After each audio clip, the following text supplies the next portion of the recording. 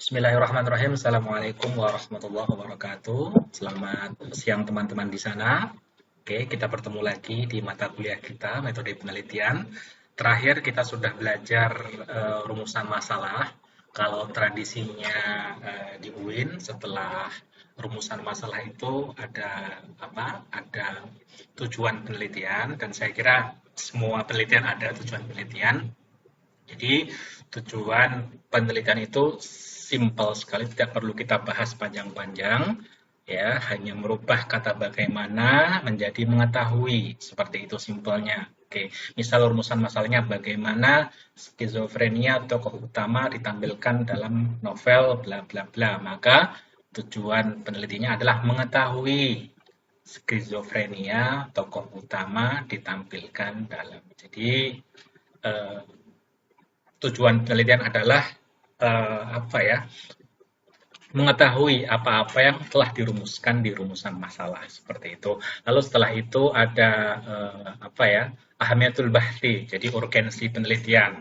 Jadi setelah tujuan penelitian ada ahamiyatul bahthi, urgensi penelitian. Biasanya teman-teman mahasiswa membagi menjadi dua, apa, urgensi secara teoritis dan urgensi secara praktis. Kalau secara teoritis ya bisa teman-teman menuliskan sebagai menambah khazanah, eh, apa, menambah khazanah penelitian sastra atau mengembangkan teori-teori yang ada, itu bisa ditulis seperti itu. Lalu setelah itu manfaat praktisnya ya bisa sebagai rujukan jika ada apa, mahasiswa lain ingin menulis penelitian atau memberikan pemahaman kepada pembaca sastra tersebut bahwa terdapat isu-isu atau masalah seperti ini, atau bisa apa ya, yang lain manfaat praktisnya seperti menjadi rujukan bagi teman-teman yang lain ingin melakukan penelitian serupa seperti itu. Jadi saya kira bisa dikembangkan dan dinalar sendiri tentang urgensi secara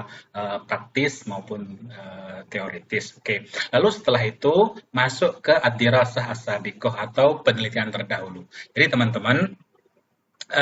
teman-teman jika meneliti itu tidak sendirian, tidak terlepas dari apapun. Ketika teman-teman meneliti, maka Anda itu terjalin dengan banyak hal, terjalin dengan hal-hal yang lain. Tidak mungkin Anda sendiri. Oke. Jadi ketika Anda melakukan sebuah penelitian, Anda terhubung atau terjalin dengan banyak hal, dengan penelitian-penelitian yang lain, dengan hal-hal yang lain. Oke, jadi penelitian adalah satu titik dari sekian titik-titik yang ada.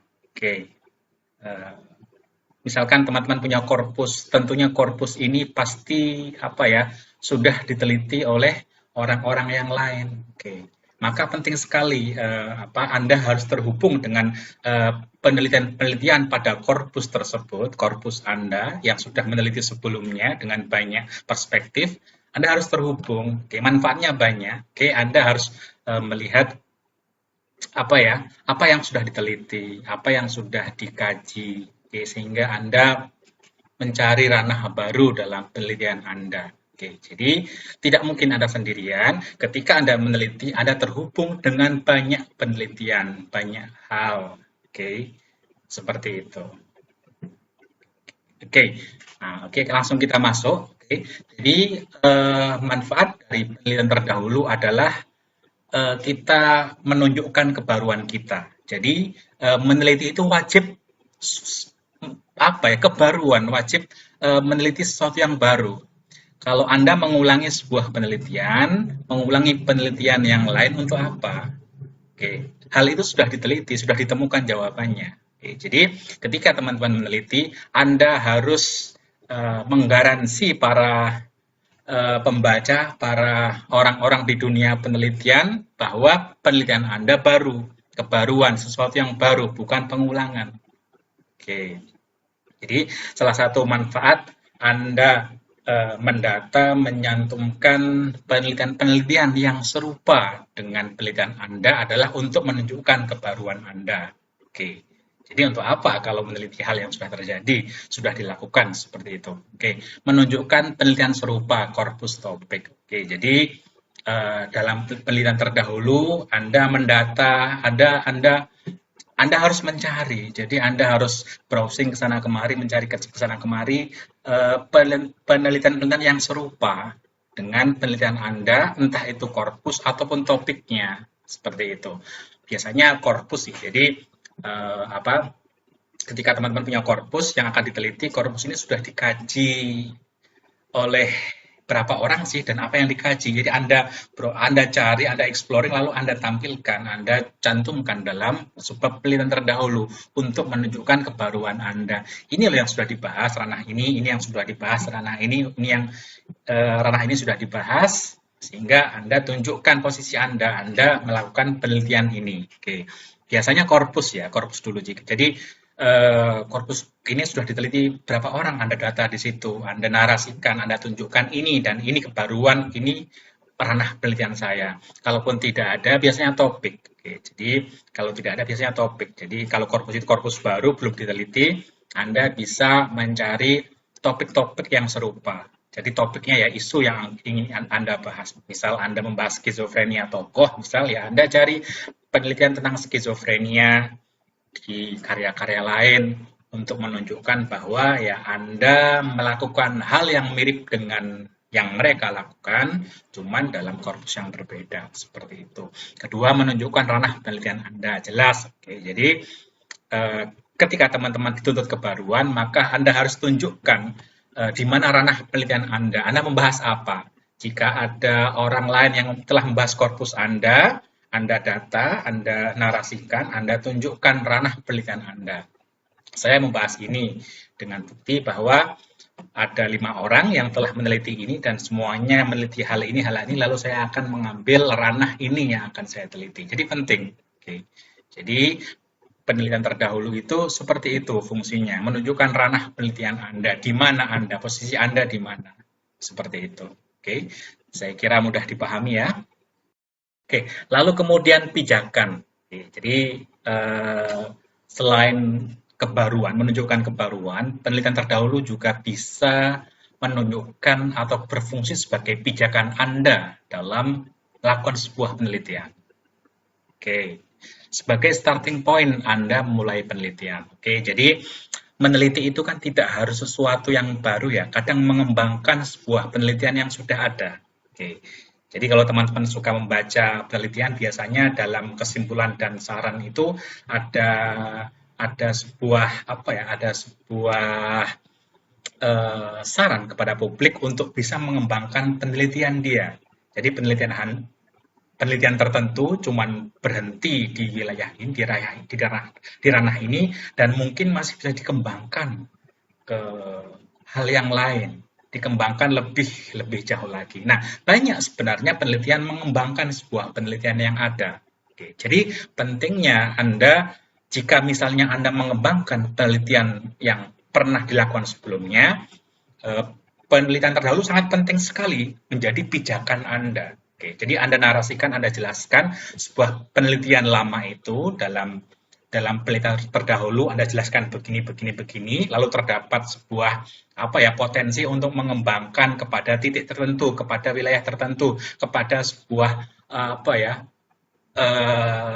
hal lain yang bisa dicapai, target lain. Anda bisa menjelaskan itu dan itu berfungsi sebagai pijakan Anda memulai sebuah penelitian Anda. Oke. Jadi misalnya Anda menulis telah dilakukan sebuah penelitian oleh Suwardi, dia meneliti ini, lalu saya merasa ada sesuatu yang perlu disempurnakan atau dikembangkan dari penelitian ini. Nah, Anda bisa jelaskan itu. Penelitian ini cukup hanya berada di wilayah ini, saya pikir menarik kalau dikembangkan ke wilayah yang lebih luas, ke target yang lebih luas. Oke. Contohnya seperti itu ya. Maka saya akan berusaha melakukan sebuah pengembangan penelitian ini pada ini dengan proses seperti ini. Jadi seperti itu. Oke. Jadi penelitian terdahulu juga berfungsi sebagai pijakan jika misalnya Anda ingin mengembangkan penelitian yang sudah dilakukan. Oke. Saya kira bisa dipahami ya. Lalu sebagai background Anda mulai penelitian. Jadi penelitian tidak harus sesuatu yang baru. Bisa saja penelitian itu merupakan kritik kepada penelitian yang lain misalnya. Anda menemukan sebuah penelitian, Anda lihat kok begini ya, seharusnya tidak begini penelitiannya, seharusnya tidak begini. Saya tidak sepakat dengan penelitian ini. Nah, Anda ingin mengkritisi atau menentang atau membuktikan bahwa ada jawaban lain, bahwa penelitian ini tidak tepat, tidak benar, sehingga Anda membuktikan dengan penelitian Anda, seharusnya begini, penelitian ini begini. Nah, Anda bisa melakukan hal seperti itu, dan penelitian terdahulu dapat berfungsi sebagai background. Oke, misal Anda menuliskan di penelitian terdahulu, ada sebuah penelitian dalam korpus ini yang membahas hal ini, cuman saya tidak sepakat karena uh, penelitian ini mengada-ngada atau menyeleweng dari hal-hal yang ada dalam korpus ini. Oke, tokoh ini tidak mengidap skizofrenia, cuman mengidap narsistik misalnya. Nah, saya ingin membuktikan bahwa novel ini, tokoh utama dalam novel ini mengidap narsisme. Akan saya buktikan dengan bla bla bla bla seperti ini. Nah, itu kan bermanfaat akhirnya. Akhirnya penelitian terdahulu Anda menjelaskan kepada publik, kepada pembaca bahwa eh, ini ada sebuah penelitian sebagai background, ini ada sebuah penelitian, saya tidak sepakat dan saya ingin membuktikan dengan penelitian yang akan saya lakukan. Jadi menjadi background, jadi berfungsi sebagai background penelitian terdahulu itu. Jadi bisa seperti itu ya. Oke, saya kira itu. Jadi eh, penelitian terdahulu bisa membuktikan kebaruan Anda atau juga sebagai pijakan, misal Anda ingin mengembangkan sebuah penelitian yang sudah dilakukan atau mengkritisi atau menentang sebuah penelitian. Oke, jadi keren. Misal Anda menentang sebuah penelitian, Anda buktikan dengan penelitian Anda, keren sekali penelitian Anda kan. Anda buktikan begini, begini, begini. Jadi penelitian terdahulu menjadi starting point atau background. Nah, dari penjelasan yang sudah saya paparkan, jelas sekali manfaat dari penelitian terdahulu. Oke, jadi tidak mungkin Anda meneliti itu sendirian, terlepas dari hal apapun, terlepas dari penelitian apapun, tidak. Anda terhubung. Entah Anda ingin menunjukkan kebaruan Anda, oke, dengan menunjukkan bahwa korpus ini sudah diteliti berbagai macam hal, lalu Anda ingin di ranah yang baru, atau apa ya, atau menjadi starting point atau background ketika Anda ingin mengembangkan atau mengkritisi penelitian yang lain. Oke, jadi manfaatnya jelas sekali penelitian terdahulu. Makanya penelitian terdahulu penting sekali ditampilkan dalam proposal Anda seperti itu. Oke, jadi dan harus saya ingatkan dalam menulis penelitian terdahulu jangan cuma di data ya, ada ada orang A meneliti ini, membahas ini, lalu B meneliti korpus ini, membahas isu ini, jangan seperti itu. Kalau bisa dinarasikan, jadi bermakna. Oke, dinarasikan, jangan hanya mendata, dinarasikan begini. Sudah ada 6 orang membahas isu-isu ini dalam korpus ini. Nah, saya melihat ada wilayah yang penting, ranah yang penting sebenarnya yang belum tersentuh oleh orang-orang lain, belum tersentuh oleh peneliti lain. Saya ingin membahas hal ini. Seperti itu menarasikannya. Jadi, jangan hanya mendata. Jadi, Anda narasikan. Anda data sekaligus Anda narasikan bahwa itu menjadi pijakan Anda dalam melakukan sebuah penelitian Anda yang baru. Seperti itu. Oke, saya kira itu kita lanjutkan di diskusi insya Allah besok. Oke, semoga jelas dan bisa dimengerti. Oke, sampai sini dulu. Kurang lebihnya mohon maaf. Assalamualaikum warahmatullahi wabarakatuh.